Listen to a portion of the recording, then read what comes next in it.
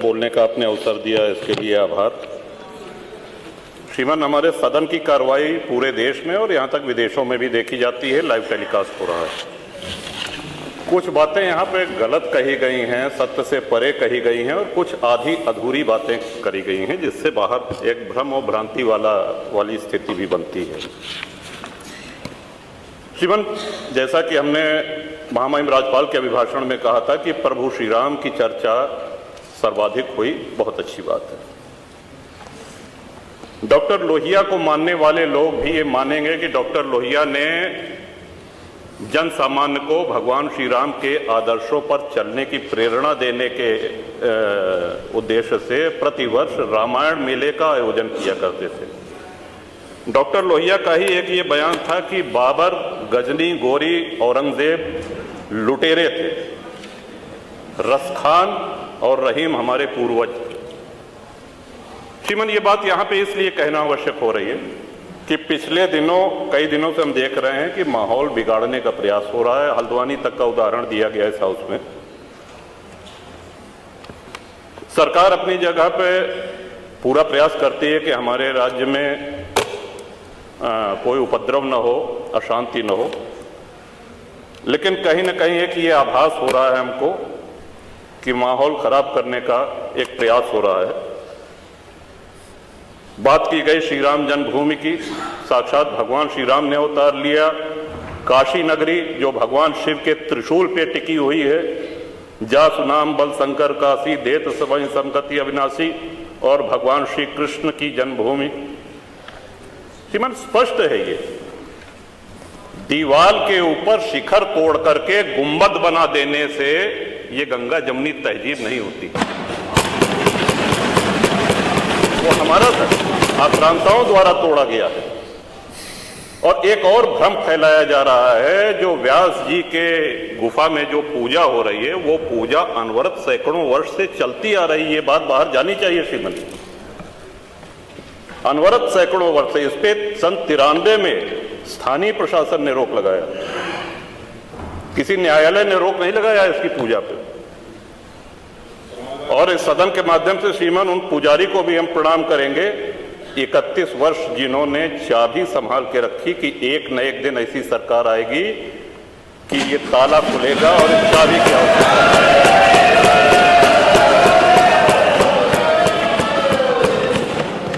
अल्लामा इकबाल, फिर वही होता है कि आधा अधूरा बोल दिए, जो है पूरा बोलना चाहिए। अल्लामा इकबाल पहले वो व्यक्ति थे जिन्होंने कहा कि हिंदू और मुसलमान एक साथ नहीं रह सकते। पाकिस्तान के आइडियोलॉजिकल फादर, इसने कहा कि मुस्लिमों को अलग देश चाहिए। जिन्ना को रास्ता बताने वाले, जिन्ना को उकसाने वाले, और पाकिस्तान के पक्ष में भारत के मुसलमानों ने वोटिंग करी, जिसमें 98% लोगों ने कहा कि हिंदू और मुस्लिम साथ साथ नहीं रह सकते। इस बात पे लेकर के बंटवारा हुआ और सारे जहां से अच्छा जो कविता सुनाई गई वो अधूरी है। 2 पंक्ति उसकी हम भी सुना दे रहे हैं कि ए आब रूद गंगा, वो दिन है याद तुझको, उतरा तेरे किनारे जब कारवां हमारा। कि गंगा के वो मैदान तुमको याद है जब हमारा कारवां उधर से आक्रांताओं का कारवां आया था। ऐ आब रूद गंगा, वो दिन है याद तुझको, उतरा तेरे किनारे जब कारवां हमारा। चीनो अरब हमारा, हिंदुस्तान हमारा, मुस्लिम है हम, वतन है सारा जहां हमारा। ये है, ये तरानाए मिल्ली की पंक्तियां हैं, अल्लामा इकबाल ने 1910 में लिखी थी। श्रीमान, हम ही क्या धर्मार्थ देते रहेंगे, सभी कुछ हो मौन सहते रहेंगे, कि धर्म को देंगे बल अन्य जन भी, तजेंगे क्रूरता छल अन्य जन भी। श्रीमान, हिंदू तो सर्वसमावेशी है, किसको आश्रय नहीं मिला, किसको आसरा नहीं मिला। यहाँ पे जो भी संकट में आया उसको हमने अपनाया। कभी किसी हिंदू ने नहीं कहा कि हम मुसलमान के साथ नहीं रह सकते हैं। उल्टा जब बंटवारा हुआ, धर्म के आधार पे हुआ, पाकिस्तान बना, जो मुस्लिम वहां जा रहे थे, हिंदुओं ने उनको रोकने का काम किया कि आप रहिए हमारे साथ, भाई भाई बन के रहिए। इस संवेदनशीलता को रसखान जी, अब्दुल रहीम खान खाना, इनके आदर्शों पे चलेंगे तब अच्छा वातावरण, अच्छा माहौल बनेगा। अगर बाबर और औरंगजेब के अनुसरण करेंगे, उनका अनुकरण करेंगे, तब तो शांति की कोई गारंटी नहीं। मैं फिर से पुनः बधाई देता हूं, इस बजट का समर्थन करता हूं और माननीय योगी जी की सरकार को बधाई देता हूं। और ये हम लोगों का सौभाग्य, इस पीढ़ी का सौभाग्य है कि अपने जीवन काल में भगवान श्री राम के भव्य मंदिर का और मेरा ये भी मानना है कि आदि शंकराचार्य के बाद अगर कोई सनातन उत्थान का और हिंदू उत्थान का कार्य कर रहा है तो श्रीमान नरेंद्र मोदी जी। बहुत बहुत धन्यवाद। जहां तक हमारे वित्त मंत्री जी ने जो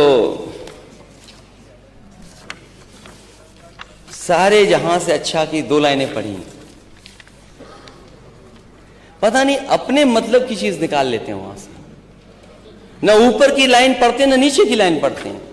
ये तो जमाना गूगल का है, जमाना इंटरनेट का है, जमाना छिपाने का नहीं है। हमारे बजट में जो उत्तर प्रदेश का बजट पेश हुआ, मुझे नहीं पता कि किस संदर्भ में उन्होंने 2 लाइनें लिखी, लेकिन मुझे खुशी इस बात की कि अल्लामा इकबाल जिन्होंने सारे जहां से अच्छा लिखा, उसकी लाइन आपके बजट में आ गई। तो आप बहुत सेकुलर हैं।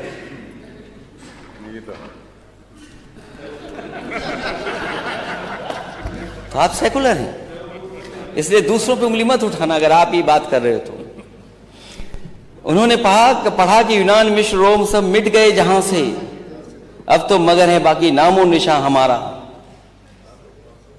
मैं अध्यक्ष महोदय, अगर ये नाम इन्होंने लिखे और अपनी तारीफ में लिखे बजट पेश करते हुए कि ये बहुत ताकतवर हो गए, इनकी ग्रोथ बहुत आगे चली गई है, तो मैं अध्यक्ष महोदय आपके माध्यम से इनसे कहूंगा, जिन जिन देशों के नाम यहां लिखे गए हैं उन देशों की पर कैपिटा इनकम क्या है,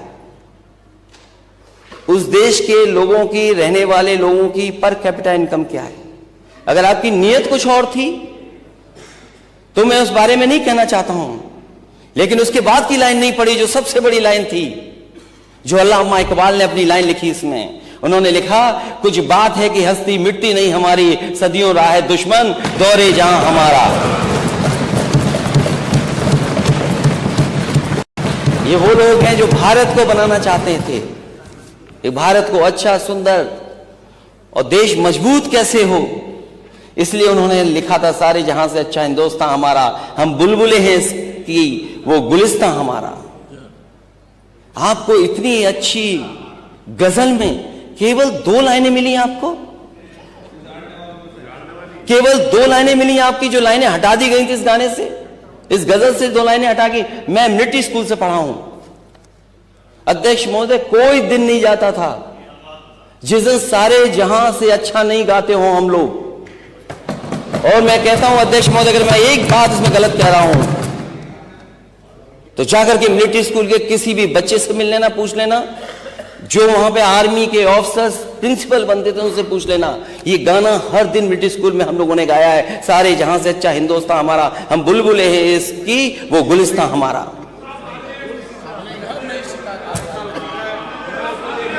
गुर्बत में हो अगर हम, रहता दिल वतन में, समझो वही हम भी, दिलो जहां हमारा।